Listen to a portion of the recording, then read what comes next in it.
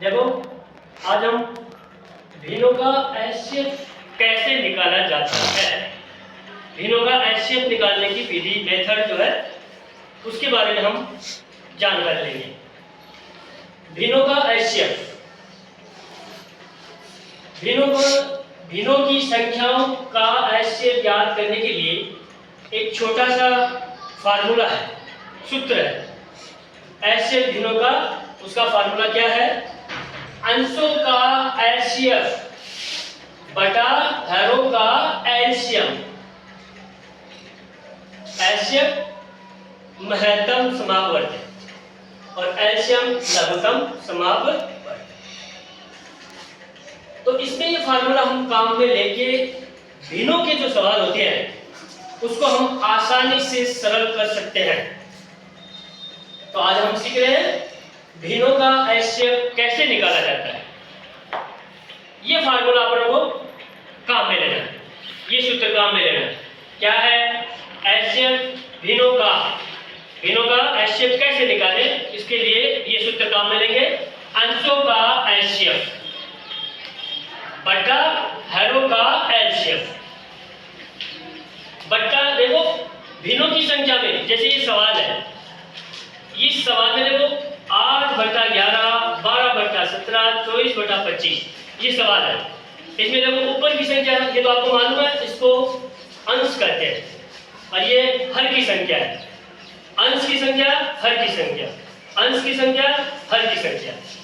तो इस सवाल को जब हम सोल्व करेंगे तो इसको सरल करने के लिए इसका हम एचसीएफ जो निकालेंगे, इस फार्मूला हम काम लेंगे, अंशों का एचसीएफ निकालेंगे और बटा हरों का एलसीएम निकालेंगे।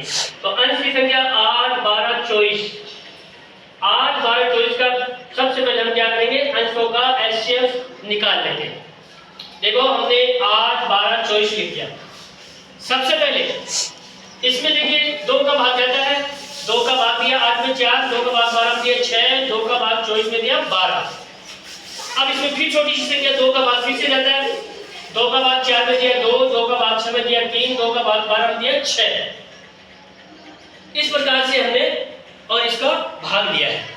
अब ये देखो संख्या कौन कौन सी रहेगी? देखो 2, 2, तो यानी 2 का भाग गया बराबर बराबर, 2 का भाग गया बराबर बराबर। अब इसमें यहाँ कोई भाग नहीं जा रहा है, तो 2 into 2 यानी 2 गुना 2 बराबर 4, ये हो गया अंशों का एलसीएम। अब हम हरों का एलसीएम निकालेंगे। हर की संख्या कौन कौन सी है? देखो हर की संख्या देखो 11, 17, 25, ये हर की संख्या है। तो इसका हम क्या करेंगे? हरों की संख्या का एलसीएम निकालेंगे। तो हमने लिख दिया 11, 17, 25। अब इसमें इन्हीं संख्या के अलावा किसी और संख्या का भाग नहीं देता, कोई कॉमन संख्या, उभयनिष्ठ संख्या नहीं है। उभयनिष्ठ संख्या जो इसमें कॉमन हो, यानी जिसका भाग देते 11, 11 में 11 का ही भाग जाएगा, 17 है 17 में 17 का ही भाग जाता है, 25 है 25 में 25 का ही भाग जाएगा, 5 का भी जाता है, लेकिन यहाँ इनमें नहीं जाएगा।